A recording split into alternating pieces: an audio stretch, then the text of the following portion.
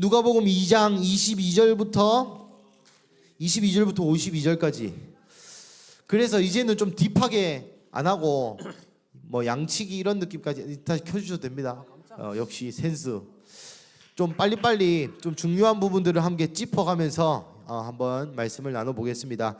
22절부터 오늘 읽으면서 쭉 할게요. 22절부터 28절까지 읽겠습니다.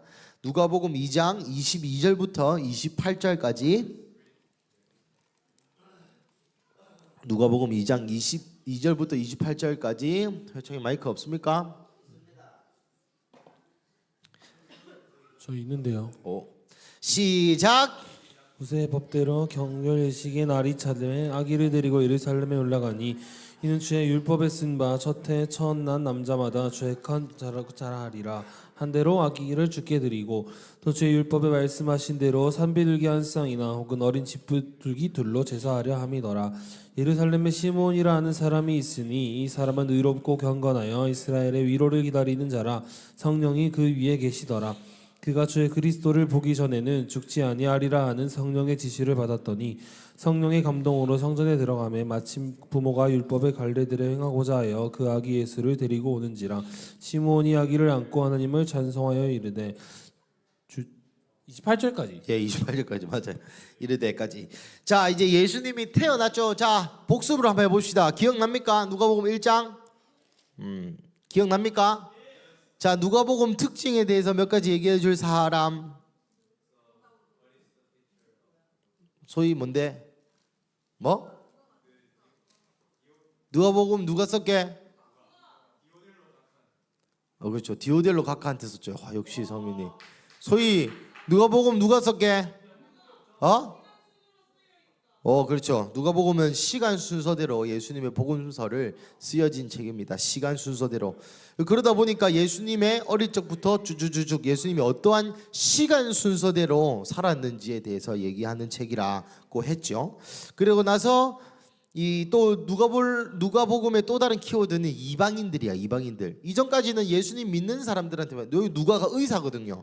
의사니까 좀 똑똑해. 그러니까 좀 이 앞에 있던 애들은 막 대충 지 맘대로 쓰는 경향이 없지 않아 있는데, 누가는 굉장히 요거를 시간 순서에 따라서 논리적으로 이해할 수 있도록 그렇게 썼습니다. 그래서 누가복음을 읽으면 이 복음서가 쫙 순서대로 어떻게 됐는지 잘 잡힌다. 그래서 1장 내용 뭐였습니까? 1장에서 어떤 내용이 있었습니까? 세례 요한이 나오죠. 세례 요한이 나오는데 세례 요한이 누구의 아들이었다? 사가랴. 사가랴는 뭐 하는 사람이었다? 제사장. 제사장. 누구 반차를 따랐다? 뭐 알 필요 없고. 여튼 그래서 여기에서 핵심 이슈가 뭐였습니까? 사가랴에게 천사가 나타나가지고 사가랴랑 엘리사벳에게 천사가 나타나가지고 수태고지 아기가 놓는다는 거 배웠죠. 이때 몇 살? 16 같은 소리 하고 있네. 그렇죠. 70살 정도. 할머니 폐경기 애 못 낳는다. 왜 애를 못 낳았다고? 뭐? 자, 다시 왜 애를 못 낳았다고? 죽여버린다. 왜 애들이 왜 못 낳았다고? 자, 따라해 봅시다. 하나님이 시켜서. 뭘 믿음이 없어서야. 얼마나 믿음이 좋다고 내가 몇 번 얘기했는데. 엘리사벳이. 그렇지요. 역시 목사님 아들 다르네. 마리아에게.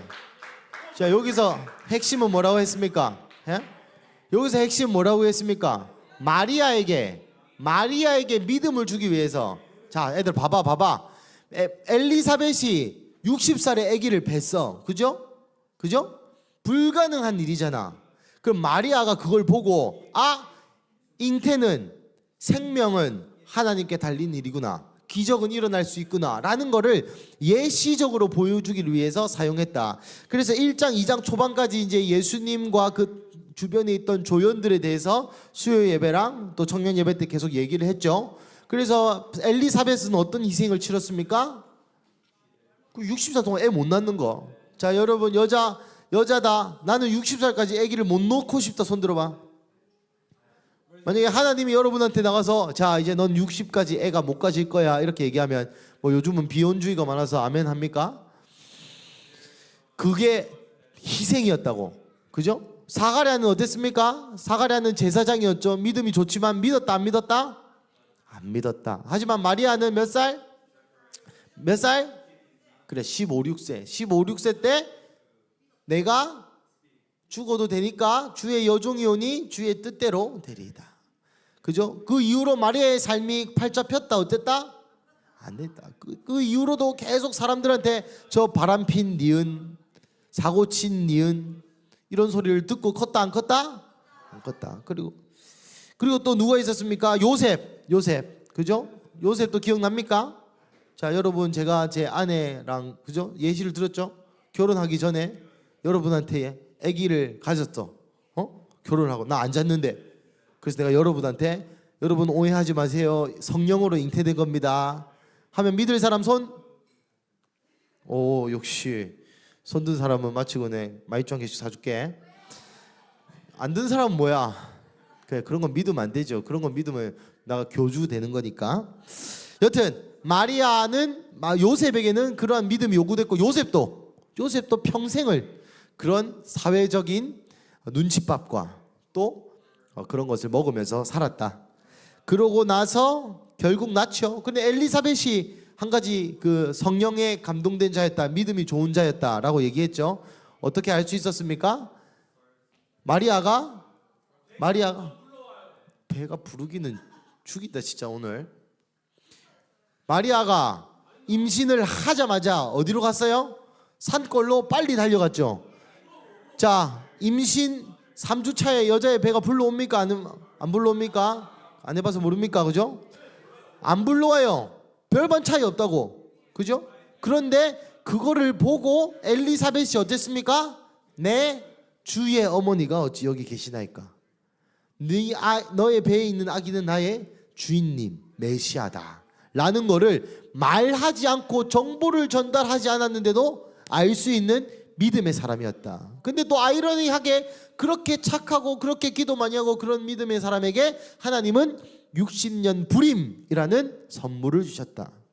그 예수님의 초림을 준비한 자들이 쉽지 않았다. 그래서 예수님의 재림을 준비하는 우리들에게 하나님이 성현이에게 성현아 너의 아내는 성령으로 잉태될 거야 라고 하면 믿을 수 있는 믿음이 있겠습니까? 성현씨?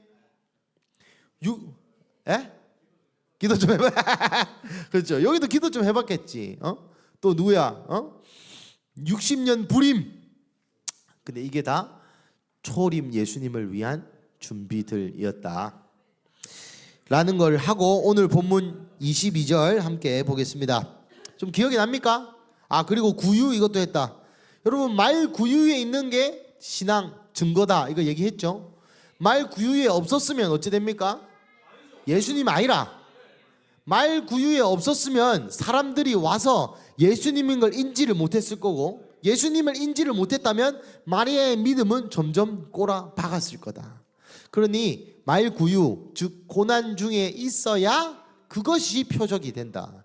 예를 들자면 그때 그런 예를 들었죠. 내가 망했어. 사업이 망해서 빚이 50억이야. 그런 사람에게 하나님이 100억을 주시지 하나님이 빚 50억 하라는데도 계속 이것을 탈출하기 위하여 여기 빌리고 저기 빌리고 저기 빌리고 또 빌리는 게 빚이네. 여튼 하나님이 있으라는 그 고통의 순간 고난의 순간을 감내해야 그에 합당한 영광을 맺게 된다. 그래서 그 예수님 믿는 거 쉽지 않다. 그죠? 그래서 오늘 본문 가보겠습니다. 이때 이제 모세의 법대로 정결 예식을 하러 이제 예루살렘에 가. 자, 예수님 어디서 나왔을까요? 그죠? 여기 엘리노 지금 독일인도 대답을 하는 판에 예수님 어디서 태어났을까요? 그러니까 베들레헴이라잖아. 근데 왜 대답을 안 하냐고. 조금 더 빨랐다고. 오케이. 자, 다시 예수님 어디서 태어나셨을까요? 베들레헴에서 태어났는데 오늘 보면 정결 예식의 날이 차서 아기를 데리고 예루살렘으로 다시 갔대. 정결 예식이라 함은 남자는 뭐 복용 수술, 여자는 그냥 씻어요. 남자는 단지 7일 즉 8일 만에 7일 이후에 8일째에 할례를 하고 여자는 며칠이게? 맞다. 오씨. 어떻게 알았어? 여자는 14. 맞아. 맞다, 알 수도 있지. 여자는 난 지 14일 만에. 이 레위기 몇 장입니까? 뭐 10장, 11장 뭐 요 뒤에 가보면 있죠. 기억 안 나죠? 작년에 또 했는데 레위기. 여튼 레위기 한 11, 2, 3 요 중에 있어요. 그거 보면 여자는 14일 만에 정결 예식을 치러야 돼. 여자는 물로 씻고 남자는 이거 표피를 잘라내고. 여튼 그거를 하러 예루살렘에 올라갔어. 23절 이는 율법에 쓴 바 첫 해에 난 남자마다 주의 거룩한 자라 하리라 한 대로 아기를 주께 드리고. 이거는 23절은 출애굽할 때에 하나님이 이스라엘 백성에게 자 오늘부터 1월 1일이다 새롭게 이 유대력에서 종교력에서 유대력으로 바뀌어. 그러니까 오늘부터 1월 1일이다 하고 나서 예수님 뭐라 하냐면 날 처음 난 것은 다 내 거니 나 내한테 바쳐라. 레위인들은 전체가 다 내 거고 레위인들 말고 뭐 송아지나 사람이나 뭐나 그때는 여자는 숫자에 안 들어갔죠. 처음 난 것은 다 내 거니까 처음 난 것은 다 바쳐라. 그래서 처음 난 것은 다 성전에 바쳤어. 그리고 사람도 처음 난 것은 성전에 바쳐야 되는데 성전에는 누구만 일할 수 있어? 레위인만 일할 수 있죠. 그러면 남자를 어떻게 바쳐? 왜? 와 역시 똑똑하다. 돈으로 바쳐요. 한 5세겔 정도 돈으로 바치고 이제 속전이라 해. 제사를 지어야 되는 걸 대신 돈을 내는 걸 속전이라 하는데 여튼 5세겔을 내고 하나님 요 아들은 주님의 것입니다 라고 바치는 거죠. 그래서 요즘 애 나오면 집사님들이 다 뭐 감사헌금 뭐 헌금 하는 게 다 거기에 기인한 거다. 여튼 처음 난 남자마다 다 주의 거룩한 자를 하여 아기를 주께 드리고 돈 냈다 헌금했다 이런 말이야. 표피를 자르고 아기를 바치는 의식을 하면서 헌금을 했다. 그리고 나서 24절 산 비둘기 한 쌍과 혹은 어린 잡비둘기로 제사하려고 했다. 이때 이걸 대목을 보면서 뭐라 했죠? 마리아와 요셉은 그렇죠. 기초수급 대상자였다. 가난했다. 마치 6개월 전에 나처럼 지금은 뭐 그렇게 뭐라닙니까? 그렇게 가난하진 않다. 여튼 가난했습니다. 이 산비둘기 한 쌍 그렇다고 지금 뭐 부자가 되고 그런 건 아닙니다. 그때부터 뭐 살림이 나아졌다는 거지. 그때 워낙 가난했어가지고. 여튼 본론으로 들어와서 산비둘기 한 쌍과 어린 잡비둘기. 원래 제사는 뭘로 드린다고? 야 여러분 제가 이렇게 길게 얘기하는 이유가 뭐겠습니까? 다 이거 시험에 나온다. 예? 원래 제사는 뭐와 뭐로 합니까? 뭐 닭? 양, 양이랑 또 소나 양으로 합니다. 소나 양, 염소 요 세 가지로 하는데 돈 없는 사람은 비둘기로 내도 된다. 그 당시 비둘기가 한 마리 한 4,000원 정도 했거든요. 요즘 시세로 따지면은. 요즘 비둘기를 살 수가 있나 어디서? 그게 4,000원이야? 이상한 얘기를. 여튼 회장님이 앞으로 2분간 말 금지. 여튼 다시 돌아와서 25절 예루살렘에 시므온이라 하는 사람이 있었으니 이 사람은 의롭고 경건하여 이스라엘의 위로를 기다리는 자다. 여러분 그래서 시므온이라는 작자 미상에 아마도 할아버지였을 것 같아요. 할아버지인 시므온이라는 사람이 성전에서 기다리고 있습니다. 여기서 잘 봐봐. 자 여기 한번 상상을 해보자고요. 마리아와 요셉이 아기를 들고 비둘기를 사서 성전에 들어가요. 성전에 들어갔는데 일단 제사를 드렸어. 하나님 첫 것입니다. 받아주십시오 해서 드리고 5세겔 내고 그 다음에 제사하는데 성소로 들어가서 제사하는데 들어가서 이 가지고 온 비둘기를 죽이려고 하는데 요 시므온이 나타난 거야. 시므온이 그걸 본 거야.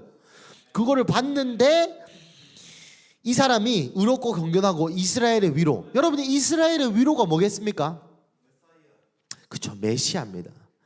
여러분 잘 생각해봐요. 요 당시에 이스라엘은 우리나라가 일본에게 강제 점령을 당했을 때와 비슷한 느낌. 그죠? 유대 지도자는 헤롯 왕. 그죠? 우리 민족이 없는, 나라가 없는 국권 피탈 이런 거 기억납니까? 여튼 그러한 상황에서 이스라엘의 위로가 뭐겠습니까? 자, 대한 독립 여야겠죠. 그죠? 대한독립 만세인데 요 시므온이라는 사람은 대한독립 만세가 이스라엘의 위로가 아니었어. 대한독립 만세가 이스라엘의 위로가 아니라 우리 예수 형제가 말한 대로 메시아가 오는 것이 위로였다라는 것이죠. 이게 굉장히 중요합니다. 이게 왜 중요하냐면 이스라엘의 위로라는 한 단어로 예수님을 믿는 두 가지 그룹이 다른 생각을 하는 거야. 여기는 이스라엘의 위로다라는 얘기를 들었을 때에 그래, 마카비 같은 민족의 지도자가 일어나서 저 로마 것들 다 쳐 죽이고 각시탈 하는 거를 이스라엘의 미안 이런 건 통역하기 힘들지 미안 이스라엘의 위로라고 생각을 했다면 요 시므온이라는 사람은 이스라엘의 위로가 메시아가 오는 것이라고 생각을 했다는 것이죠. 우리의 인생도 그렇습니다. 여러분 지금 제일 필요한 게 뭡니까? 한 개만 떠올려 보세요. 제일 필요한 거. 그랬으면 좋겠지만 지금 당장 회창이에게 필요한 것은 20억? 집, 그죠? 당장 필요한 게 뭡니까? 준씨, 준이의 위로가 뭡니까? 직장? 직장. 뭐? 취준생, 그쵸? 각자 인생의 필요와 니즈가 다 있다고. 나도 필요한 게 많아. 난 필요한 거 뭐냐고? 나 LED. 여튼 나도 필요한 게 많고 나도 하고 싶은 게 많고 나도 위로가 필요해. 하지만 어떤 사람들에게는 이 위로 그 자체가 예수님이었다라는 거죠. 우리도 시므온과 같은 삶을 살기를 축복합니다. 여러분의 삶에 미안하지만 항상 부족할 거야. 저주가 아니라 사람이란 존재는 그래. 여러분 제가 3달 전에 한 자산이 제가 알기로는 가진 코인만 한 20억 되는 분을 만났습니다. 뭐라는 줄 알아요? 돈이 없대요. 미친놈이죠? 너무 하면 안 되는데 미친 분이죠? 미친 분이죠. 내 설교 안 듣겠지. 미친 분이죠? 미친 분입니다. 항상 부족해요. 사람은 항상 만족할 수 없게 그렇게 디자인되어 있어요. 여러분 자 물어볼게. 저 김태희를 아내로 둔 가수 비는 항상 만족하면서 할까요? 그죠? 그죠? 만족할 것 같죠? 여러분 공유가 여러분 남편이라고 생각해 보세요. 너무 행복하죠? 오래 갈 것 같습니까? 항상 사람은 위로를 요구해요. 하지만 오늘 여러분 아무리 그래가지고 여튼 다시 딴소리 하지 말고 이러니까 늦게 마치지. 여튼 이 시므온에게 위로는 이스라엘의 위로가 메시아였다 이런 말 자체가 이 시므온이 신앙이 있었다라는 것이죠. 우리의 신앙이 여기서 판가름. 여러분이 가장 필요하고 가장 물론 여러분 직장을 다니고 돈을 벌겠죠. 그 돈을 어디에 쓰냐가 그게 바로 여러분입니다. 그 돈을 어디에 쓰냐가 그 돈을 족발 사 먹는 데 쓰면 여러분 자체가 족발입니다. 진짜. 여러분 치킨에 쓰면 여러분 자체가 닭대가리인 거예요. 여러분 돈을 어디에 쓰냐가 여러분의 마음이 있는 것이고 여러분의 마음이 있는 곳이 사람을 정의해요. 여러분 사람과 인간이 동물이 다른 점이 뭡니까? 영이 있다는 거죠. 영이. 그죠? 영이 있다는 겁니다. 근데 이 영 마음이랑 같지만 다르고 다르지만 같아요. 이 영이 내가 돈을 쓰는 곳에 있대. 근데 그곳에 내가 있다는 건 그게 나라는 의미입니다. 유대적인 사고로. 그러니까 여러분 돈을 쓰는 게 나예요. 그 돈이 나라니까. 내가 여튼 여기까지 하고 여튼 시므온은 신앙이 있는 사람이었다. 우리도 우리의 위로가 예수님이 되기를 축복합니다. 그런데 어떻게 하면 이 일반적인 생각으로 그러면 밥도 모아야 되고 뭐도 해야 되고 다 해야죠. 맞습니다. 하지만 어떻게 하면 나의 위로가 예수님이 될 수 있을까에 대한 답이 25, 6, 7절입니다. 그는 이스라엘의 위로를 기다리는 자라. 성령이 그에게 위에 계시더라. 그가 주의 그리스도를 보기 전에 죽지 아니라는 성령의 지시를 받았더니 성령의 감동으로 성전에 들어가며 마침 부모가 율법의 관례대로 행하고자 하여 그 아기 예수를 데리고 오는지라. 이 짧은 2절 반의 구절에 성령님이란 단어가 3번 나옵니다. 근데 여러분, 이게 중요한 것이 요때는 성령의 시대가 아니었다는 거예요. 요때는 우리처럼, 좋은 단어가 안 들어오네. 나 지금 몸이 좀 아프다. 미안합니다, 여러분. 도그나 카우나 다 성령을 받는 그런 시대가 아니었다고. 모든 사람이 다 성령을 받는 시대가 아니었답니다. 근데 이게 너무나 중요해요. 왜요? 그때에도 성령님은 역사하셨다는 거죠. 그때에도 똑바른 신앙을 가진 자들에게는 성령이 임했다는 겁니다. 엘리사벳의 예시가 그렇지 않습니까? 이때에도 성령으로 이 시므온은 예수님을 기다렸습니다. 이 말인즉슨 성령으로 이게 가능하게 된다는 거예요. 어떻게 내가 그렇게 살 수 있습니까? 여러분 생각해 보십시오. 눈앞에 지금 당장 빌려야 되는 돈이 1, 2, 3억이고 당장 1,000원 한 장 쓸 돈이 없고 당장 애기 분유값, 당장 애기 유치원 통하원비, 당장 쿠팡, 당장 뭐를 써야 되는데 돈이 없는데 월급 받아가지고 바로 나가는데 내가 어떻게 나의 위로가 예수님으로 만족할 수 있겠습니까? 뭐 지엽적인 예시야 돈을 들어서 미안하지만 나중에 대환란이 시작되고 나중에 나중에란다. 이 당시에 핍박이 시작된 그 당시에도 사람들이 정신이 나갔죠. 아닙니까? 옆에서 제가 카타콤을 갔다 왔죠. 카타콤이 지하 4층까지 이 100m야, 100m. 그 바닥으로 100m. 여러분 건물 한 층이 2.5m에서 3m입니다. 건물 한 층이 100m 몇 층입니까? 50층에서 40층이죠. 땅바닥으로 40층 되는 데를 뚫고 갔다고. 사람들이 로마의 박해를 피해서. 왜? 신앙을 지키려고. 거기서 여러분 똥도 싸고 오줌도 다 쌌겠죠. 냄새 났겠죠. 그죠? 여러분 자식을 낳아보세요. 자식을 지하 100m, 지하 40층에 박아두고 평생 그렇게 키우고 싶은 사람 손 들어보세요. 강현 집사님 그 앞에 있는 하얀색 봉투 잠시만 주세요. 내 앉는 자에 잠시만 줘보세요. 이거 다른 사람 선물 주려고 산 건데 보여줄게요. 거기서 램프를 써. 그러니까 어둡잖아. 빛이 안 들잖아. 그래서 뭘 쓰냐면 요거를 씁니다. 거기가 사실은 옛날에 시체가 누웠던 자리거든요. 시체를 누웠던 자리. 이거 왜 보여주지? 뭐 딱히 필요 없는데. 여기 시체 내가 누워 있습니다. 시체 위에 요게 화여 있어. 이렇게 홈이. 그래가지고 여기 이제 램프야. 여기 기름을 넣고 여기 심지를 넣어가지고 시체 옆칸에 이렇게 딱 놔두면 그게 가로등인기라. 근데 평생 그것만 보고 살아야 돼.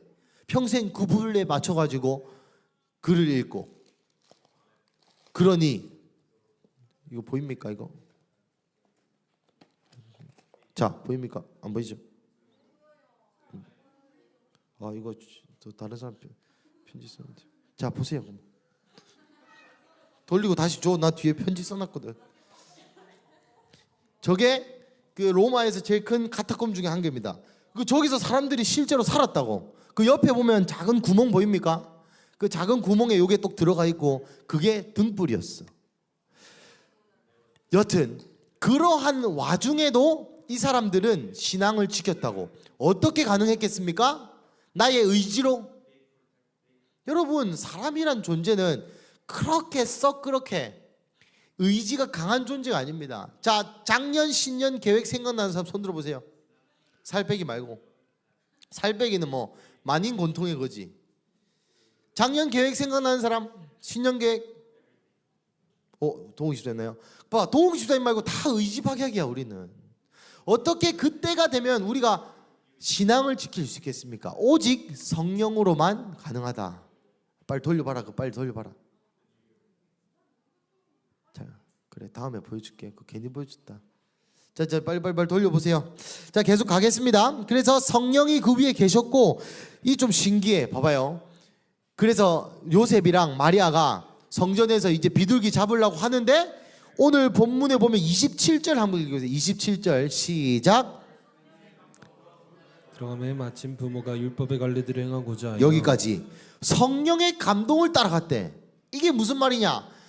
시몬이 항상 성전에 죽치고 사는 사람이 아니었습니다. 그런데 하필 그날따라 성령님이 이렇게 얘기하는 거죠. 야, 성전에 한번 가봐라. 그래가지고 눈 떠가지고 성전에 갔더니 발견한 게 누구다? 예수님이다. 여러분, 여기서 또 중요한 포인트가 한 개 더 있습니다.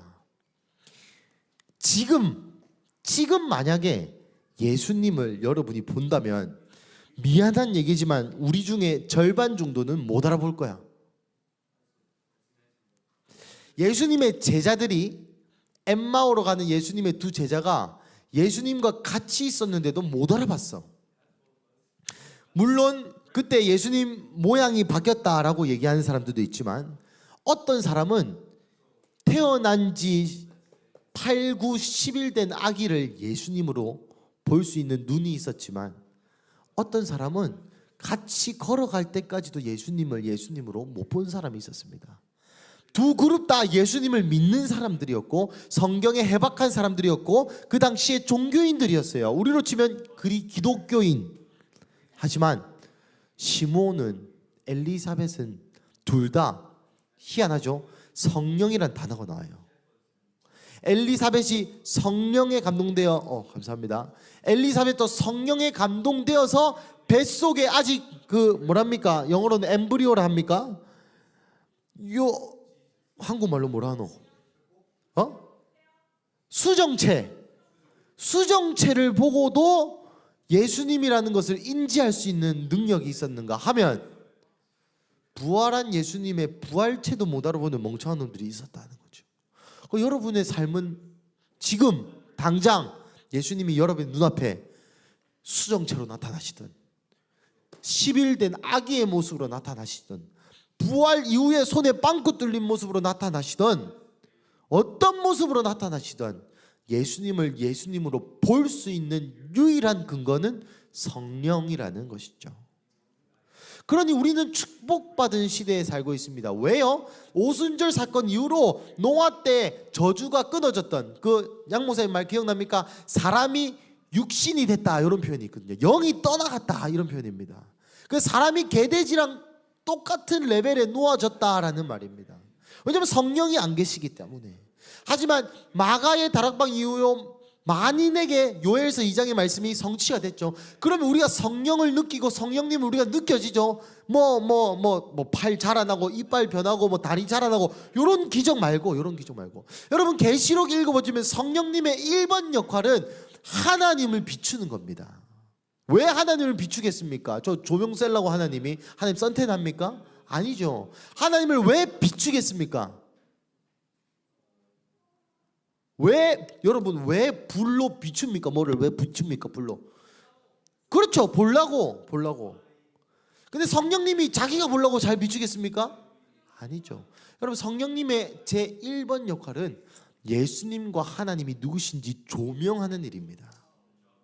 기적도 마찬가지예요. 기적 땅 해가지고 무슨 맛을 부리려고 성령님이 그런 게 하는 게 아니라, 그거를 통해서 하나님이 얼마나 위대하신지, 그거를 통해서 예수님이 온 만물을 말씀으로 붙드신다는 히브리의 말씀이 진짜다라는 것을 보여주기 위해 기적도 있는 겁니다. 그러니까 기적 자체도 의미가 없다면 없어요. 기적 자체는 그 기적을 통해서 조명되는 예수님과 하나님이 의미가 있는 것이죠.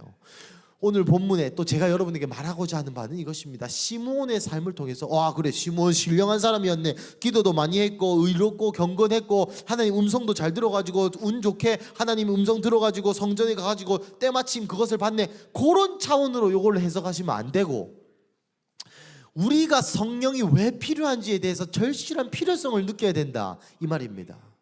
왜냐하면 성령이 없이는 예수를 볼 수가 없어요. 성령이 없이는 우리의 일상 가운데 수많은 모양과 수많은 방법과 그 아들 안에서 만물을 통해 말씀하시는 예수님을 느낄 수 있는 능력이 성령님이 없으면 없다는 겁니다. 고로 성령을 사모해야만 예수님을 느낄 수. 여러분 아깝지 않아요? 예를 들면 어제 이 김모 집사님과 제가 오늘부터 금식이기 때문에 12시경에 조금 넘었습니다. 사실은 여튼 12시경에 그 마지막 만찬하러 맥도날드에 갔습니다. 앉았어요. 그 옆에 그 호주인 한 명과 한국 남편으로 보이는 둘이 막 영어 쓰면서 샬라샬라 하고 있는 거예요. 그래서 지수 선생님 전도할까 그래도 전도하려고 했어. 요즘 내가 약간 좀 그런 거에 하입이 됐거든. 근데 내 마음에 하나님이 하지 말라는 것 같은 거야. 왜 그런지 모르겠어.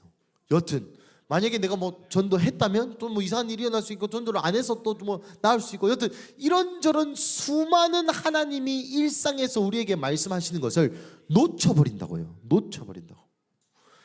그러면 그 하루가 이틀이 되고 이틀가 3일이 되고. 그래서 종례의 마지막에 예수님, 내가 예수님의 이름으로 귀신도 내쫓고 못 어쩌고 근데 모른다 하잖아요. 왜냐하면 모르기 때문에. 성령이 없이, 오늘도 담임 목사님이 오전에 말씀하셨죠. 성령이 없이 예수 믿는 것은 가짜입니다. 왜냐하면 성령님만이 예수님을 조명하실 수 있기 때문입니다. 성경에서는 그렇습니다.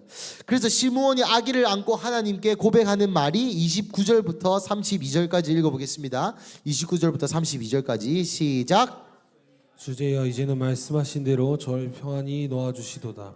내 눈이 주의 구원을 보았사오니 이는 만민 앞에 예비하신 것이요 이방을 비추는 빛이요 주의 백성 이스라엘의 영광이다 하니. 아멘. 그래서 시므온이 하는 말이 주제여, 이제는 말씀하신 대로 종을 평안히 놓아주시는도다. 여러분, 하나님이 뭘 말씀했습니까? 시므온에게? 그쵸? 빨리 뺏겨봐봐. 26절 뭐라 했습니까? 그죠? 주의 그리스도를 보기 전까지는 죽지 않는다. 봐야 죽는다.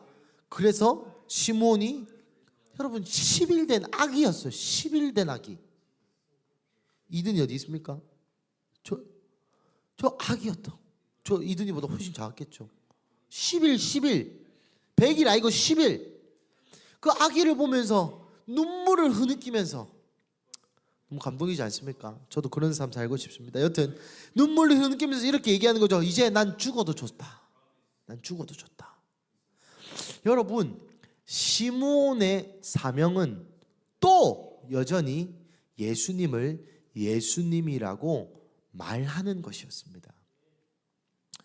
다시, 시므온의 사명은 예수님을 예수님이라고 말하는 것이었어요.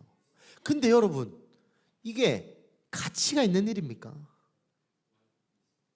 만약에 하나님이 여러분을 이렇게 불렀다면 여러분 어떠한 반응을 하시겠습니까? 여러분, 시므온이 했던 거는 이전에 어떤 삶을 살았는지 잘 모르겠지만 아무것도 안 하다가 10일 된 아기를 보고 이분이 메시아입니다 하는 게 그 인생 전체의 사명이었다고요. 허무하죠. 근데 이 허무한 사명을 완성하고 난 뒤에 시므온의 고백은 뭐냐? 죽어도 여한이 없다 입니다. 여러분, 제가 이 누가복음 설교하면서 많이 얘기한 얘기지요. 우리의 인생은 아무것도 아닙니다. 뭐 여튼 저는 또 극강의 T니까, 여러분, 우리의 인생은 아무것도 아니에요. 근데 아무것도 아닌 우리의 인생에 계속 우리는 의미를 부여하려 노력합니다. 내가 100명을 전도했다. 내가 돈 많이 벌어서 LED 했다. 내가 또 뭐 할래요? 내가 뭐 높은 위치에 가가지고 공유랑 결혼했다. 내가 대통령이 됐다. 내가 뭘 했다. 내 돈으로 이걸 했다. 여러분, 그리고 뭐 자아 실현 요딴 소리 하죠. 자아가 어디 있습니까? 예수님 믿는 사람한테. 예수님 믿는 사람한테 자아가 어디 있습니까? 성경적인 가치관 아닙니다. 그거 여러분. 장밋빛 인생 성경적인 가치관 아닙니다. 누누이 얘기하죠. 성경에 누가 장밋빛 인생을 살았습니까? 그렇다고 뭐 지질이 궁상 떨면서 살라는 말 아닙니다. 하나님이 원하시는 것을 해야 된다는 게 포인트예요. 우리도 뭐 바울처럼 예수님과 같이 40대에서 한 대 가만매를 두드려 맞고 살자 그런 얘기 아닙니다. 하나님이 시킨 거를 하는 게 포인트예요. 비록 그것이 11된 아기를 보고 야 이분이 메시아입니다 라고 한마디 하고 죽는 거라 할지라도 그것을 하는 게 우리의 인생이요, 예수를 믿는 자라면 그것을 행했을 때에 요런 표현이 나오는 거예요. 난 죽어도 여한이 없습니다. 이 사람이 자식 새끼를 많이 낳았다.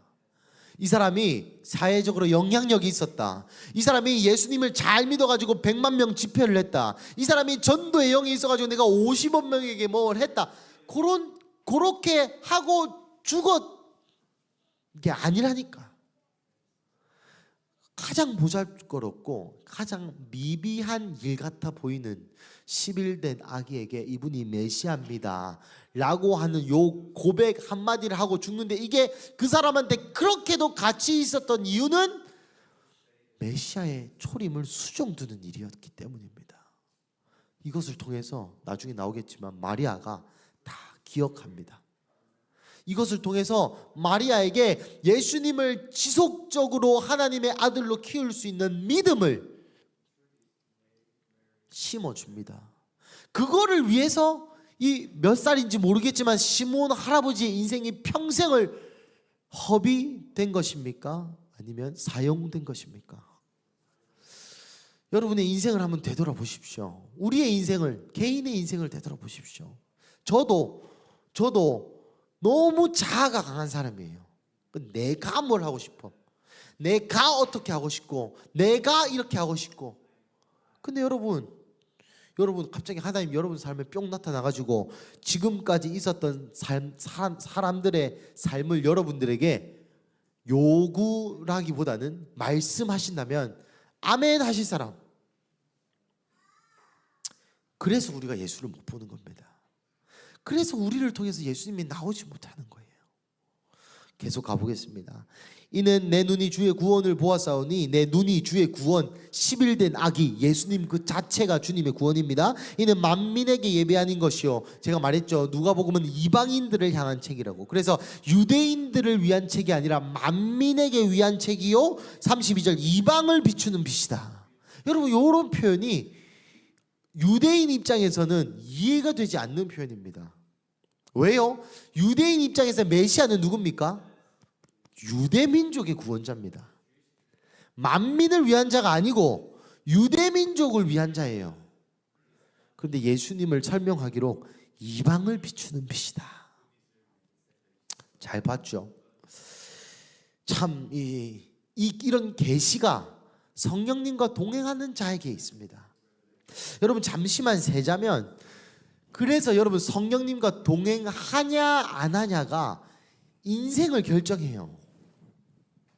만약에 시몬이 중간에 샜다면, 시몬이 자기의 삶을 비관하면서 재미없다고, 지루하다고, 비루하다고, 좀 의수될 수 없다고, 가오 살지 않는다고 비관하고 떠났다면 오늘 본문의 시몬 대신에 다른 사람의 이름이 적혀져 있었을 겁니다.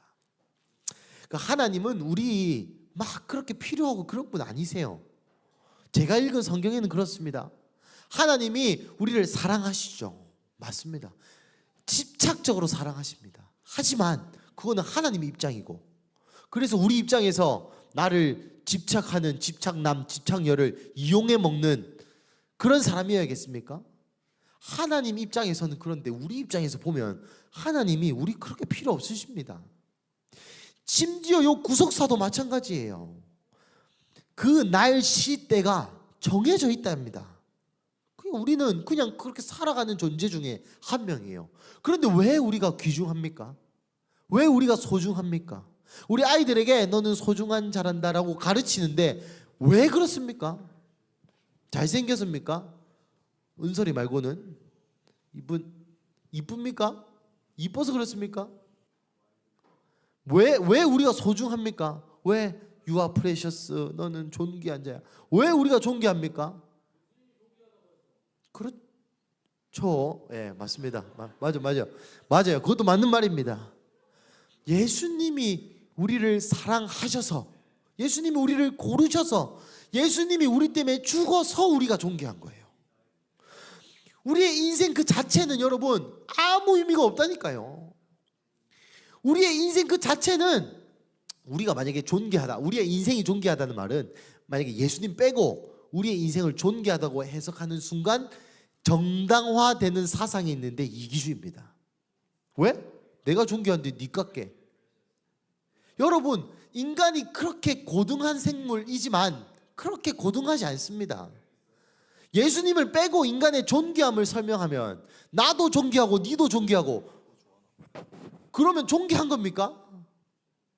그 존귀한 게 아닙니다. 어느 세상에 존귀한 게 60억 개나 있습니까? 없습니다. 여러분, 제가 존귀합니까? 이게 존귀합니까? 존귀 아니에요. 왜요? 근데 이걸 다이아로 만들었다 쳐봐. 요만히 된 다이아. 존귀합니다. 왜요? 하나밖에 없으니까. 빛이 나니까, 기능이 있고.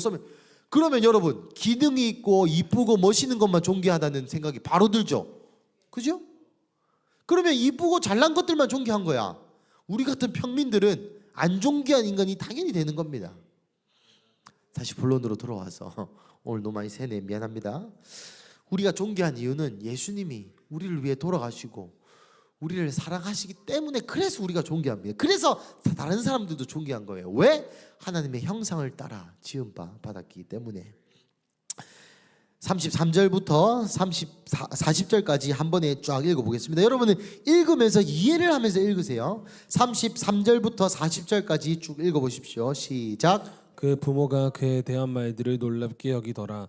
시므온이 그들에게 축복하고 그의 어머니 마리아에게 말하 이르되, 보라, 이는 이스라엘 중 많은 사람을 패하거나 흥하게 하며 비방을 받는 표적이 되기 위하여 세움을 받았고, 또 칼이 내 마음을 찌르는 듯하리. 이는 여러 사람의 마음의 생각을 드러내려 함이니라 하더라. 또 아셀 지파 바누엘의 딸 안나라 하는 선지자가 있어 나이가 매우 많았더라. 그가 결혼한 후 7해 동안 남편과 함께 살다가 과부가 되고 84세가 되었더라. 이 사람이 성전을 떠나지 아니하고 주야로 금식하며 기도함으로 섬기더니 마침 이때에 나와서 하나님께 감사하고 예루살렘의 속량을 바라는 모든 사람에게 그에 대하여 말하니라. 주 율법에 따라 모든 일을 마치고 갈릴리 돌아가 본 동네 나사렛에 이르니라. 아기가 자라며 강하여지고 지혜가 충만하며 하나님의 은혜가 그의 위에 있더라. 아멘. 아멘. 자, 시므온이 마리아에게 얘기를 하는데 이게 저주인지 축복인지 잘 생각해 보세요. 마리아가 이때 몇 살이었다 하고? 15살 정도로 합시다. 15살 마리아에게, 지금 10일 된 아기가 있는 이 마리아에게 시므온이라는 할아버지가 한다는 말이 이겁니다. 이는 이스라엘 중에 많은 사람을 패하거나 흥하게 한다. 이 예수님 때문에 누군가는 죽고 누군가는 살 거다. 비방을 받는 표적이 되기 위하여 세움을 받았다. 또 칼이 내 마음을 찌르는 듯 할 거다. 이 표현은 우리나라도 천붕이라 합니다. 하늘이 무너졌다.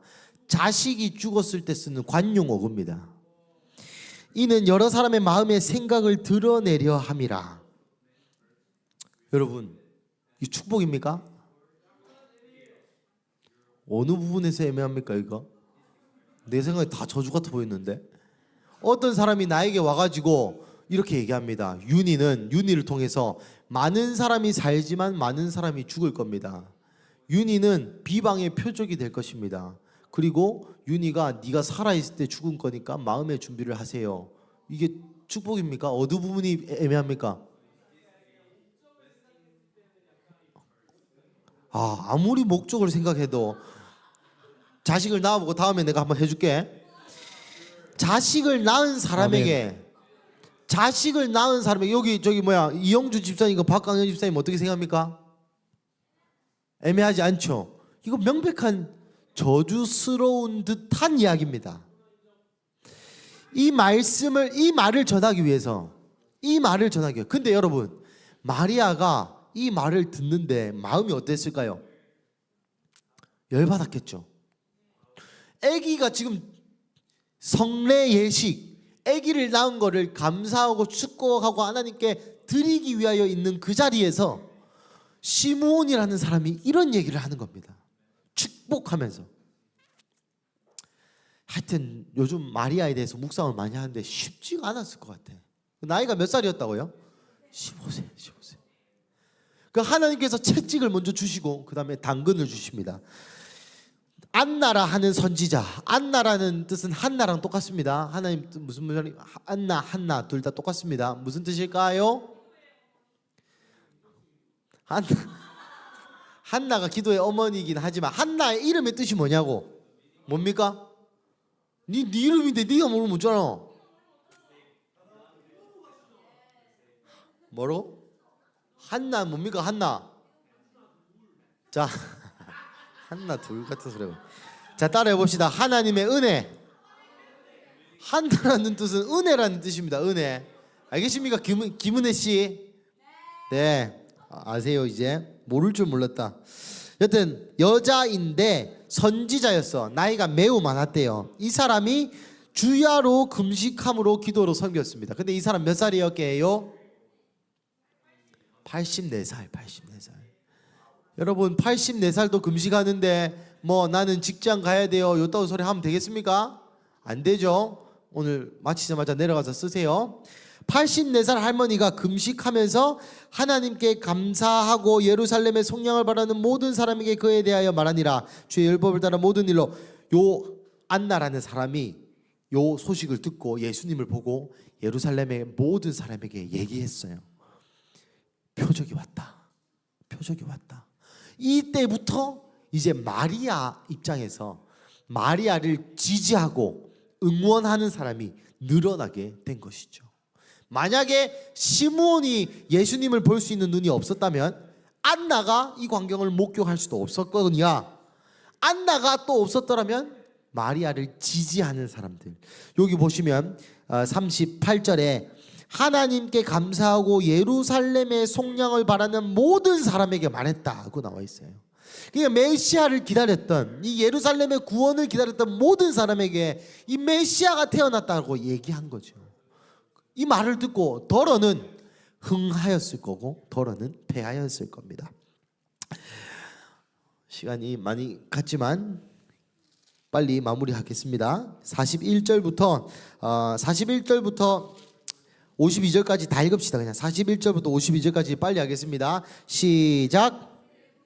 자, 다시 회창이 다시 41절부터 52절까지 이해하면서 읽어보세요. 이해하면서 시작. 그의 부모가 해마다 6월절이 되면 예루살렘으로 가더니 예수께서 12살이 되었을 때에 그들이 절기의 관례를 따라 올라갔다가 그 날들을 마치고 돌아갈 때에 아이 예수는 예루살렘에 머무셨더라.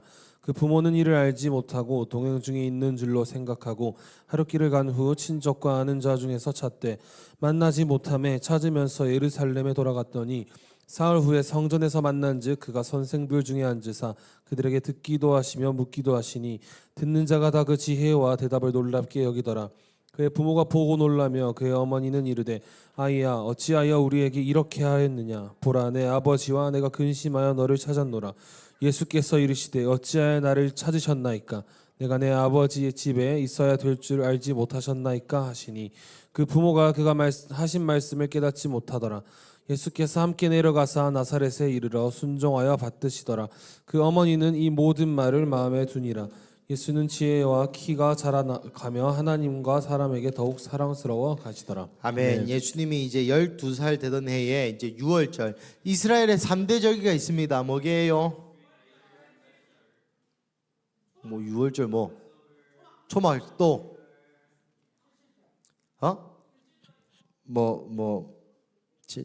맞지만 오순절이라 합니다. 77절 다음날 오순절. 자, 6월절, 오순절, 초막절 또는 장막절이 이스라엘의 3대 절기예요. 이때마다 예루살렘에 가가지고 예배를 하고 행사를 해요. 그때도 마리아와 요셉은 좋은 유대인들이었습니다. 왜냐하면 이 유대의 법도를 잘 지켜 따랐기 때문이죠. 갔는데 거기서 다 했어요. 43절에 보면 그날들에 마치고 한 7, 8일 정도 되는데 축제가 그걸 다 마치고 돌아가는 길에 여러분 나도 이번에 공부하다가 느낀 건데 44절 읽어보세요. 시작. 동행 중에 있는 줄로 생각하고 하룻길을 간 후 친족과 아는 자 중에서 찾되. 그리고 애를 하루 동안 잊어먹었어. 12살.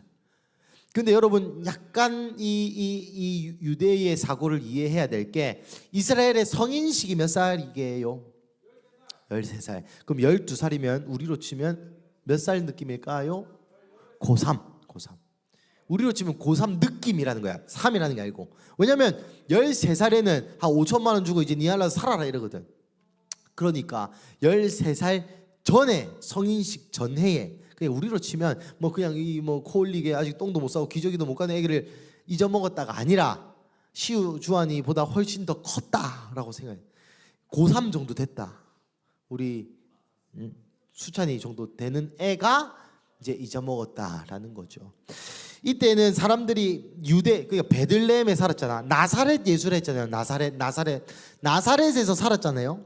예루살렘까지 꽤 멀어. 한 200몇 킬로 됩니다. 그런데 요 3명만 가면 강도의 위험도 있겠죠. 그죠? 그러니까 이 절기 때는 이 친족들이랑 다 같이 뭉쳐서 갔대. 지금으로 치면 뭐 지도 전사님네랑 형주네랑 뭐 저기 박진네랑 뭐 우리네랑 지도 집사님네랑 다 같이 갔다 이 말이야. 다 같이 가는 길에 이를 보고 오라오는 길에 하루 동안 예수님을 못 찾았습니다. 이거는 예수님의 엄마 아빠가 예수님을 끌고 이런 개념이 아니라 그 친구들이랑 같이 간 거야. 그냥 가족끼리 간 거죠. 여튼 그러니까 뭐 잊어먹은 게 아니고 그래가지고 뭐 야 너는 네 사촌 땡땡땡 야 야고보랑 안드레랑 같이 온나 나는 저기 우리 형제들이랑 같이 갈게. 너 애들끼리 짝짝꿍 맞춰 오고 우리 갈게. 그래 갔는데 뭐 중간에 몇 번 쉬겠죠. 중간에 뭐 경주쯤 가가지고 화나 리조트에 갔는데 예수님이 없는 거야. 그래서 다시 돌아가서 찾았다. 46절 사흘 후. 여러분 이것도 요즘 MG 그런 거 많이 뜨는데 여러분 사흘은 며칠입니까? 4일입니까? 그죠? 3일 후에 하룻길을 갔다가 다시 하룻길 만에 왔겠죠. 예루살렘에 하룻길을 갔다가 하룻길을 와서 이틀 동안 예수님을 찾아 헤맸는데 예수님 못 봤어. 그 나 좀 궁금해. 왜냐면 뭐 애니메이션 이런 데서는 뭐 한 30분 갔다가 30분 와가지고 1시간 만에 찾는 이런 느낌으로 나오는데 여러분 하루 동안 갔다가 하루 동안 돌아왔다가 이틀 만에 찾은 거야. 그때 예수님 어디서 찾을까? 난 몰라. 재밌지 않아요? 이때 예수님 어디서 찾을까? 찜질방에서 찾을까? 예수님 이틀 동안 성전에 왔다 갔다 하면서 출퇴근하시면서 어디 잤겠죠. 성전은 요즘도 5시만 문 닫습니다. 뭐 성전에서 먹고 자고요. 뭐 먹었을까? 뭐 그런 것도 좀 궁금하기도 하고. 그 예수님의 사라진 이틀, 가출 청소년의 사라진 이틀, 두둥. 그때는 뭐 PC방도 없고 찜질방도 없었을 건데. 여튼 신기하지 않아요? 30분 만에 갔다 온 게 아니고 하루 갔는데 그 예수님은 알고 보면 여기서 4일을 지내신 거야. 봐봐요. 3일이겠다. 3일. 4일 후에. 그러니까 이것도 애매해. 45절과 46절 사이에 하루가 더 있는지 없는지도 모르겠지만 예수님 혼자 스스로 3, 4일 동안 예루살렘에서 있었다니까. 처음 맞은 자유 뭐 그런 걸까? 여튼 47절 듣는 자가 다 그 지혜와 대답을 놀랍게 여기더라. 예수님 완전 핵 엄친하죠. 똑똑하죠. 48절 그의 부모 예수님의 엄마 아빠 마리아와 요셉이 보고 놀라며 그의 어머니 이르되 아이야 어찌하여 우리에게 이렇게 하였느냐. 보라 내 아버지와 내가 근심하여 너를 찾았노라 하고 얘기하면 정상적인 반응은 뭘 해야 됩니까? 그렇죠. 죄송합니다. 제가 그만 사탕이 맛있어가지고 제가 그만 유혹에 빠지는 바람에 해야 되는데 예수님은 오히려 당당하죠. 여러분도 가출할 때 이런 거 써먹으십시오. 어찌하여 날 찾으셨습니까? 이게 참 어이가 없죠. 왜 날 찾았습니까? 라고 얘기합니다. 내가 내 아버지 집에 있어야 될 줄 알지 못하시나이까? 그랬더니 그 부모가 그의 하신 말씀을 깨닫지 못하더라. 이 구절에는 상당한 의미가 숨겨져 있을 거라고 저는 추측합니다. 만약에 이 말을 깨닫지 않는 부모 어디 있습니까? 부모님 다 어디 갔노? 상희 집사님 생각해 보십시오. 누가 하연이가 19세 때 가출을 3일 했습니다. 그랬는데 그래서 문예슬님 집사님과 오상일 집사님이 3일 밤낮을 찾아 헤매가지고 찾았어요. 그래서 야, 니 이러면 어쩌나 연락이라도 하든지 라고 했는데 오하빈이가 왜 날 찾았습니까? 내가 교회에 있는 거를 몰랐습니까? 라고 얘기했는데 그 말을 문예슬님과 오상일님이 깨닫지 못했습니다.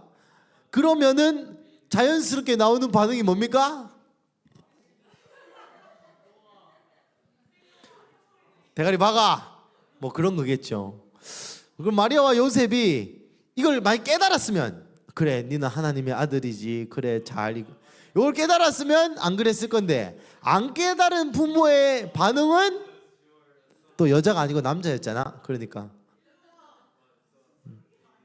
한데 여튼 그 예수님 같은 아들도 좀 쉽지는 않겠다, 뭐 그런 생각도 해봅니다. 51절 예수께서 함께 내려가사 나사렛에서 이르러 순종하여 받으시더라. 가자니까 갔다 이 말입니다. 그 어머니는 이 모든 말을 마음에 두니라. 예수는 지혜와 키가 자라서 하나님과 사람에게 더욱 사랑스러워지더라. 아멘.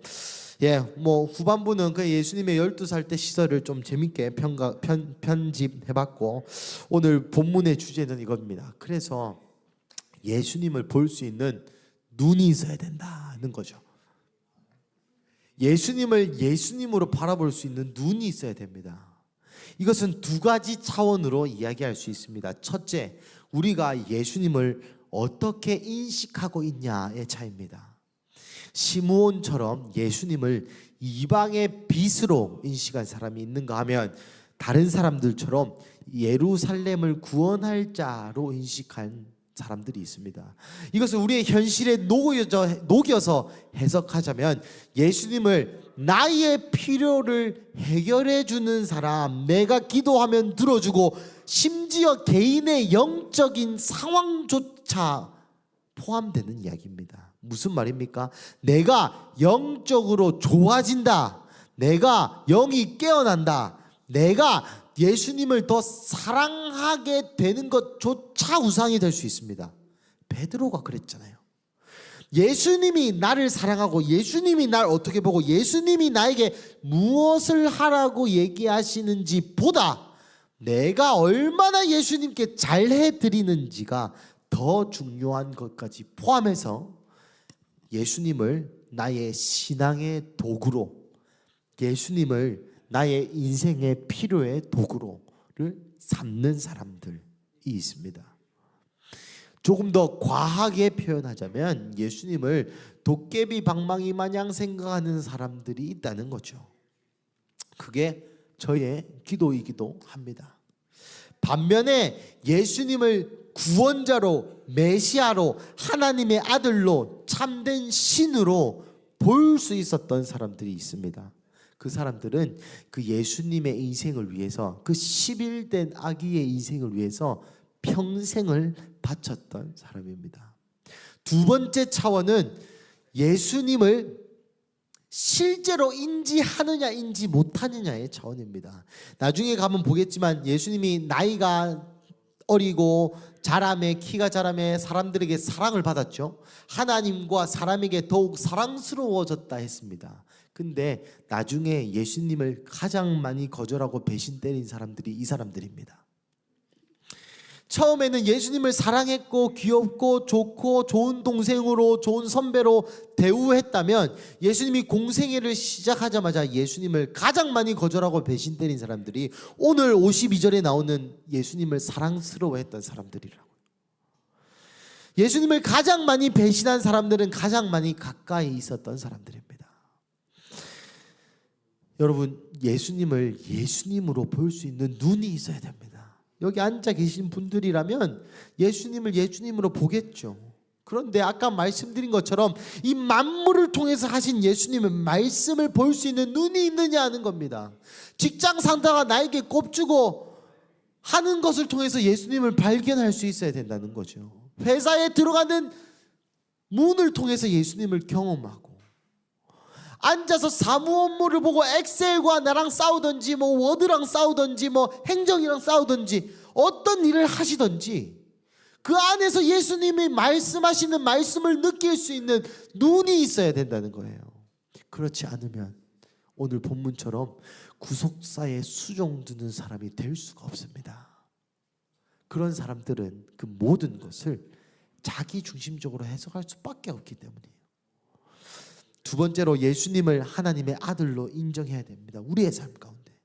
여러분, 예수님이 여러분의 마음을 따뜻하게 하고 좋게 하고 기분 좋게 하고 오히려 여러분을 더 신앙을 좋게 하기 위해 존재하는 분이 아닙니다. 예수님은 우리의 모든 삶과 경배와 시간을 받으시기에 합당하신 분이시고, 오히려 인간된 입장으로서 한 번만 써주세요 라고 해야 되는 그러한 존재들이 우리의 존재예요. 그러한 입장이 돼야 된다고요.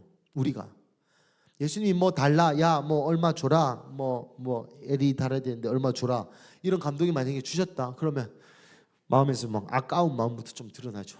이걸로 막 아이패드 살 수 있는데, 뭐 이걸로 막 뭐 차도 바꿀 수 있는데, 뭐 이걸로 뭐 족발 먹을 수 있고 뭐 오마카세 먹을 수 있는데 라는 마음이, 하나님이 네 삶을 통해 너의 60년의 불임을 통해서 내가 구속사를 수종들겠다 하면, 나 여잔데, 나 사랑받고 살아야 되는데, 나 내 애기 키워야 되는데, 남자들에게 하나님이 나타나서 야 너의 100년 동안의 방주 만드는 것을 통해서 내가 인류를 구원하겠다. 나 영화도 봐야 되는데, 나 멋있게 살아야 되는데, 나 가오 떨어지는 짓 하면 안 되는데, 남자인데. 여러분, 예수님은 우리에게 요구하시지만 그 요구를 강요하시진 않습니다. 그 요구에 우리가 응하지 않는다면 예수님은 우리를 끝까지 기다리시지만 끝까지 기다리시지 않습니다. 예수님의 요구에 응답하지 않는다고 해서 구원에 떨어지는 것은 아니지만 천국의 상급을 쌓을 수 있는 기회는 잃어버립니다. 그게 성경이 얘기하는 기독교입니다. 예수님이 빙다리 핫바지가 아닙니다. 여러분이 마음으로 예수님과 재고 칼질하고 줄달리기 하고 밤에 새벽 3시까지 유튜브 보고 그 모든 것 다 하나님은 아십니다. 하나님이 여러분이 얼마나 여러분의 고백에 예수님만 더 원해요의 고백이 여러분이 감정에 취해서 하는 말인지, 여러분의 삶을 담보한 말인지, 얼마나 결연한 의지인지 예수님 다 압니다. 다 압니다. 그래서 무서워요. 그래서 무섭습니다. 우리 지희 나와주고 반주해 주시고 기도하겠습니다. 여러분, 그래서 오늘 설교는 굉장히 직선적입니다. 그래서 여러분이 어느 그룹에 있을 거냐 하는 겁니다. 그래서 여러분이 어디에 서 있을 거냐 하는 거예요. 이 말은 그래 난 예수님 편이지 요런 1차원적인 의미가 아닙니다. 이 말은 네가 돈을 그래서 어떻게 쓸 건데 라는 의미입니다. 그래서 네가 시간을 어떻게 쓸 건데 라는 의미입니다. 그래서 대학 졸업해서 뭐 할 건데 라는 질문입니다.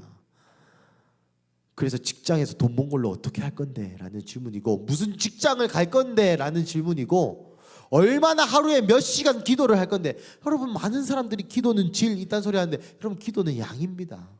무조건 양입니다. 무조건 양이에요.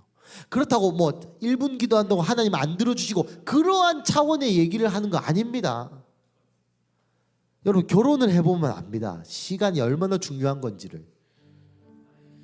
여러분, 제가 계속 밖에서 이러다가 5분 딱 들어가지고 진실된 마음으로 여보 사랑해 하면은 됩니까? 그게 하나님이 디자인하신 가족의 모습입니까? 예수님에는 왜 그런 식으로 대우합니까? 새벽 3시까지 유튜브 보다가 교회 와가지고 이거 예수님 사랑하는 겁니까? 마음은 사랑합니까? 여러분, 사랑은 마음으로 하는 거 아니에요. 돈과 시간과 희생으로 하는 겁니다. 여러분, 사랑은 마음으로 하는 거 아닙니다. 돈과 시간과 희생으로 하는 겁니다. 그게 마음이라고 정의되는 거예요. 사랑을 마음으로 해요. 그 기분으로 하는 거죠. 마음이 아닙니다. 재물이 있는 곳에 마음이 있다 했죠. 마음은 돈과 시간과 희생입니다. 말씀을 마무리하겠습니다. 그 사실 어제 좀 제 솔직한 얘기를 하자면, 어제 오늘 좀 기분이 좀 안 좋은 일이 좀 많이 생겼습니다. 뭐 그렇다고 내 인생이 무너지고 뭐 그런 종류의 일이 아니고, 뭔가 난 T지만 그래도 나는 감정이 있단다 얘들아. 내 감정을 상하게 하는 듯한 일들이 좀 많이 일어났습니다. 뭐 세주 한 4-5건 뭐 그런 일은 한 번에 일어나더라고요. 뭐 그렇다 해서 내가 뭐 울고 뭐 기분이 나빠가지고 뭘 아무것도 못하고, 난 그런 종류의 사람은 아니니까.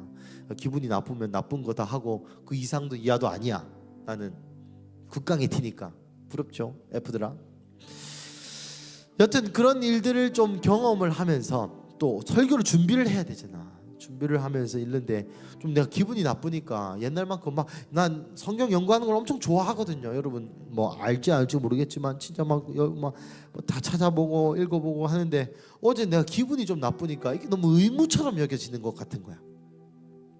그 말은 무슨 말이냐? 솔직히 오늘 설교 준비할 때 학교 그 발표 준비하는 것처럼 설교 준비했어요. 뭐 간혹 그럴 때가 있는데 오늘은 이번에 좀 더 유독 심했어. 그러면서 마지막에 또 설교를 준비하면 내가 또 뭐 기도를 하지 않겠습니까? 나도 목사인데. 그래서 기도를 하는데 이 마음이 계속 안 풀어지는 거야. 그래서 뭐 멍 때리기도 하고, 어제 이라크 축구 하이라이트 보기도 하고, 그러면서 어제 한 2시 반까지 뭐 기도도 하고, 어제 낮잠 잤거든요. 새벽 기도 때문에 잠도 안 오고 있는데, 이 오늘 설교의 주제가 그거 나은 것 같은 거야. 이 성경을 통해서 그때까지는 예수님을 난 발견하지 못했어요. 성경은 하나님의 말씀이고 성경 자체가 예수님인데, 설교를 하는 나조차도 이 설교를 준비하면서 예수님을 발견하지 못했습니다.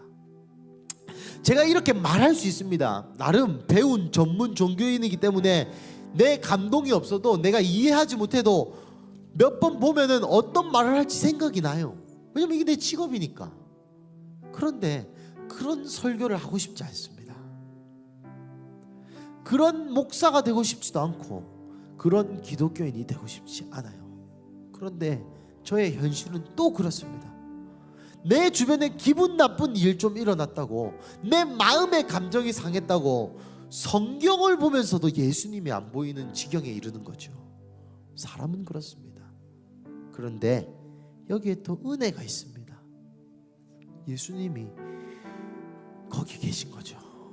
예수님이 항상 이곳에 계신 것. 임마누엘이라 하리니, 하나님이 그들과 함께 하신다. 이게 우리의 위로입니다. 이게 이스라엘의 위로였고, 이게 한국의 위로요, 이게 김예준의 위로입니다. 다시 이 복음으로 돌아와야 하는 거죠. 여러분 재산이 없든지 재산이 있든지, 여러분이 개인적으로 사업에 성공을 했든지 안 했든지, 육아가 힘들든지 아니든지, 직장이 어렵든지 아니든지, 주변의 사람들의 평가가 나쁘든지 좋든지 상관없이 여러분의 유일한 위로는 예수님이 우리와 함께 하시는 이것입니다. 근데 이게 위로가 되냐 말입니다. 돼야 합니다. 그리고 이게 위로가 됩니다. 기도하겠습니다. 사랑하는 청년교회 가족 여러분, 예수님이 우리와 함께 하신다는 이 복음의 결과, 예수님의 이름의 이 정체성이 여러분 가운데 실제이기를 기도합니다. 여러분의 삶 가운데 수많은 달려가는 그 목표들이 덧없어 보이기를 충고합니다. 그래서 그 달려가는 길이 여러분이 10년의 시간을 쏟았던 20년의 시간을 쏟았던 상관없이, 그것이 하나님이 원하시는 것이 아니라면 망하기를 축복합니다. 왜냐하면 우리는 사명 따라 살아야 되는 존재이기 때문에 그렇습니다. 그래서 여러분, 예수님을 먼저는 보시고 그 보인 예수님이 우리에게 무엇을 하라는지 좀 들으시고 그리고 그대로 사세요. 그것이 복음이요, 그것이 우리가 살아가야 될 방향입니다. 기도하겠습니다. 이 시간 기도할 때 먼저 여러분의 마음을 좀 점검했으면 좋겠습니다. 그래서 여러분은 어디에 서 계십니까? 여러분, 예수님을 도깨비 방망이처럼 여기진 않으십니까? 예수님을 오히려 여러분의 영적인 상황의 증진을 위하여 사용하지 않으십니까? 여러분의 기도의 이유가 무엇입니까? 예, 물론 빌고 비는 기도는 해야겠죠. 예수님이 계신 이유는 우리에게 영광 받기 위함이지, 우리를 조금 더 나은 기독교인, 더 좋은 기독교인, 더 영적인 사람으로 만들기 위해서 예수님이 존재하는 것이 아닙니다. 예수님 우리를 도와주기 위하여 항상 기다리시는 그런 존재도 아니고요. 예수님은 우리의 삶을 받기에 합당하셔서 우리가 전심으로 예수님 이것 좀 받아주세요 하는 말이 나올 때까지 기다리시는 분이십니다. 그것이 60년의 불임이라 할지라도, 그것이 치욕스러운 고통이라 할지라도, 그것이 괴로움이라 할지라도, 그것이 즐거움이라 할지라도, 그것이 나의 돈이요, 나의 미래요, 나의 자아 실현이요, 나의 젊은 날의 추억과 장밋빛 인생이라 할지라도 그렇습니다. 함께 기도하십시다. 우리 자유롭게 기도함으로 나아가겠습니다. 기도하겠습니다. 주님, 이 시간 우리 삶 가운데 계시하여 주시옵소서. 하나님, 내가 어디에 서 있는지 주님 확인할 수 있는 시간을 허락하여 주십시오. 나의 인생이 돈을 향해 달려가고 있는지, 내 인생이 나의 편안함을 위해 달려가고 있는지, 내 인생이 과연 어디로 달려가고 있는지 주님 보여주시옵소서. 하나님, 예수님만 더 원해요라고 고백했던 우리의 고백이 무엇을 향하고 있는지, 내가 예수님에게 기도하는 이유가 내가 결혼을 잘하고 직장을 잘 가고 돈을 더 많이 벌기 위해서이진 않은지, 하나님, 수많은 나의 기도가 예수님을 알기 위해서라기보다 그냥 눈앞의 상황을 해결하기 위해서, 그냥 나의 인생에 좋은 자가 필요하기 때문에 그냥 그렇게 살았던 것들을 주님 용서하여 주시옵소서. 그럼 잠이 오시면 잠을 좀 깨시고 소리를 내서 좀 기도하겠습니다. 왜냐면 입을 닫고 있으면 잠이 옵니다. 여러분, 계속 주님께 좀 반응하면서, 여러분 이 시간도 마찬가지예요. 이 시간을 나의 피곤함, 집중되지 않음, 피곤함, 잠옴에 흘려 떠내려가게 할 것인지, 이 공간에 있는 그 예수님을 예수님으로 볼 것인지, 또 여러분의 상황에 따라 달려있는 것이죠. 여러분, 예수님이 느껴지지 않는다면 오늘 우리가 배운 것처럼 성령님 오셔서 예수님이 좀 보이게 하여 주십시오라고 기도하시고, 예수님이 보이신 분은 예수님과 교제하시고, 보이시지 않는 분은 성령님을 요청하시면서, 주님, 난 지금 잠 오고 피곤하고 뭘 하는지 모르겠고 기도도 하기 싫고 아무런 생각이 없습니다 라고 생각이 드시는 분들은 성령님 오셔서 나의 마음을 치유하여 주시고, 성령님 오셔서 임하여 주세요 라고 이 소리를 내서 기도하시길 축복합니다. 함께 기도하시겠습니다. 성령님, 이 시간 임하여 주시옵소서. 성령님, 이 시간 임하여 주셔서 예수 그리스도를, 하나님을 우리 가운데 계시하여 주시옵소서. 하나님, 잠 오는 나의 육신아 깨어서 예배할지어다. 집중하지 못하는 나의 영과 혼과 육과, 나의 뇌야, 나의 머리야, 나의 마음아, 나의 신경아 깨어서 주를 예배할지어다. 성령님, 이 시간 임하여 주셔서 예수님이 누구신지 우리에게 계시하여 주시옵소서. 하나님, 예수님이 누구신지 우리에게 계시하여 주시옵소서. 하나님, 예수님이 누구신지 우리에게 계시하여 주시옵소서. 주님, 예수님이 누구신지 우리의 삶 가운데 좀 계시하여 주십시오. 하나님, 예수님이 누구신지 계시하여 주십시오. 예수님이 누구신지 깨달아 알게 하여 주시옵소서. 주여, 주여, 주여, 주여. 주십시오.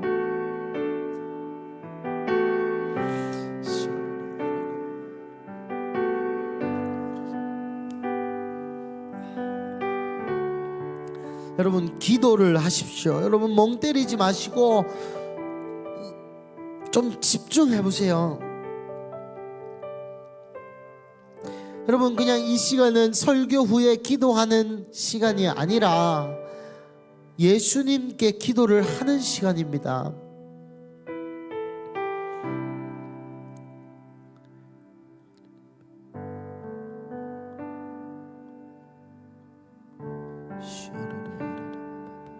성령님 더 임하여 주십시오. 성령님 더 임하여 주십시오. 여러분 이러한 영적인 습관을 좀 깨어 부수십시오. 여러분 계속 이런 식으로 기도하면 이런 식의 기도밖에 할 수 없어요. 그리고 어쩌다 한번 했다 해도 그것은 감정에 의한 기도일 가능성이 높습니다. 그래서 여러분 방언으로 기도하시고 영을 깨어 기도하시고 적정한 소리의 진동으로 계속해서 기도하겠습니다. 우리 소리를 내서 기도하겠습니다. 쇼라라 야라라 바바 시라라라 바라라라 바라라 시타라라 야라라 바바바바 쇼로로로로 야라라 바라라라라 바라라. 여러분 여러분의 몸과 혼을 깨어서 훈련하세요. 시라라 야라라 바야라라 바바바 소로로로로 야라라 바바 시라라라라라라라라 야라라라라 바야라라 바야라라 소로로로로 야라라 바바바 시라라라라라 바야라라 바야라라 바라라라.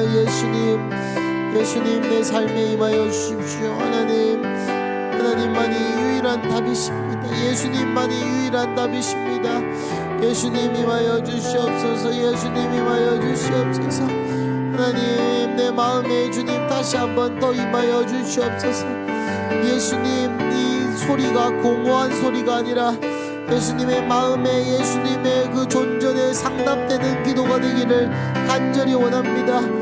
그냥 의미 없는 기도의 나열이 아니라 하나님 이 시간도 말씀하시는 예수님을 무시하지 않도록 주님 인도하여 주시옵소서. 시랄레야라라바야라라라 소로로로로 야라라바바바바 시랄라바야라라바바바 소로라야라라라야라라바바바 시나라라야라라바바바 코랄라야라라바라 시토로로라야라라바바바 소로로 야라라라바야라라바야라라라라 시라라라야라라바바바바바 시라라바야라라 샤라라야라라바바바 시라라라야라라바바 소토로라야라라바. 예수님 이 시간 우리 좌우의 사람들을 위해 좀 기도해 주겠습니다.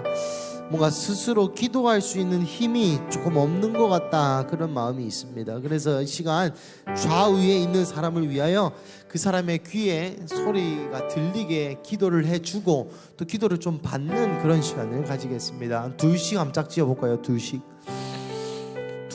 짝 지어보십시오. 둘씩 짝 지어보십시오. 예승인 어디 갔노? 둘씩 한번 짝 지어보십시오. two people each. 그러면 미카엘라랑 샬롬이랑 하면 될 거고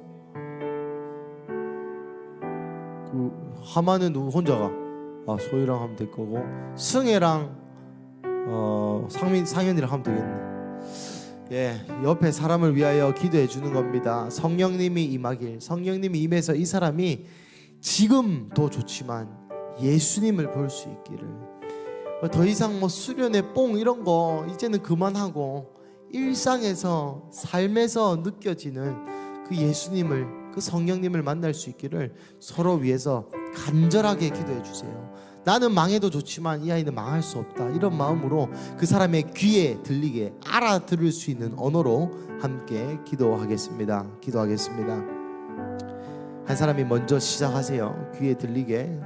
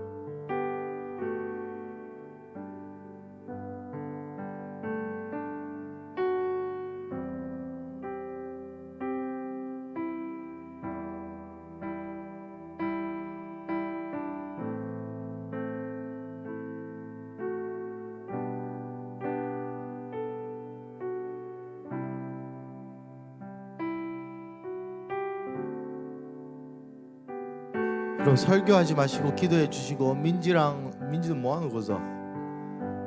뭐? 아, 두 명가 있으면 또 안에 들어와서 하세요. 뭐 합니까 거기서? 애 낳습니까?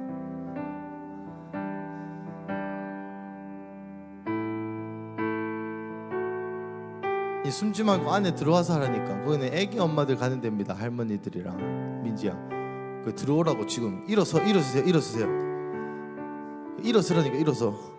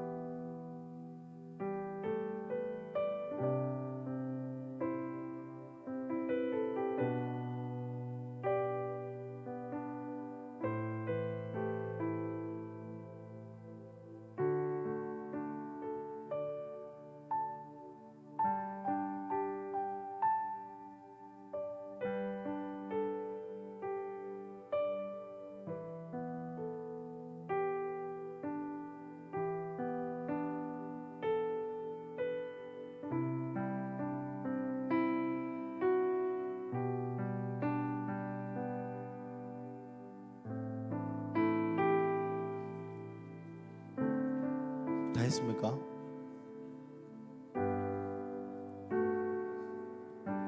지금 아직 안 한 팀이 있으니까 좀 기다렸다가 제가 기도하고 마치겠습니다.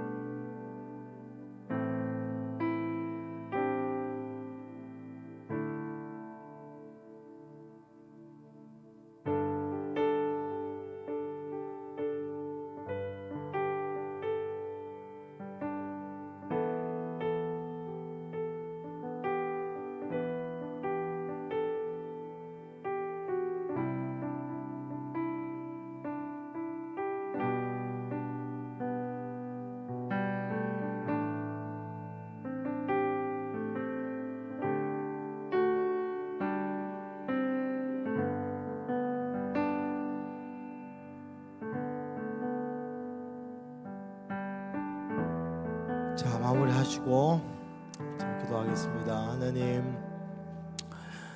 감사합니다. 우리를 한 가족으로 부르시고 한 공동체로 부르셔서 예수 그리스도를 섬길 수 있게 하시니 감사합니다. 하나님, 수많은 우리의 신앙생활 가운데 예수님을 도깨비 방망이 취급하고 나의 삶의 유익과 나의 삶의 발전을 위하여 사용하려 했음을 주님 용서하여 주시옵소서. 주님, 주님께서 우리에게 요구하시는 것들이 너무 아까워 보이고 또 드리기 주저했던 나의 지난 날들을 또한 회개하며 이 시간 다시 주님 앞에 나와 고백하는 것은 주님, 우리가 주님을 사랑합니다. 시므온이 그랬던 것처럼, 안나가 그랬던 것처럼, 엘리사벳이 그랬던 것처럼, 마리아가 그랬던 것처럼 우리도 성령에 힘입어 예수님을 예수님으로 볼 수 있는 그러한 사람 되게 하여 주시옵소서. 그래서 우리 주께서 다시 올 때에, 그 재림의 그때에 예수님의 재림을 위해서 우리의 삶이 그 앞에 하나하나씩 놓여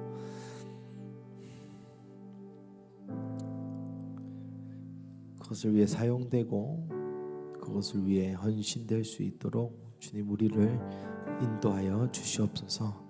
예수님 사랑하고 또 사랑합니다.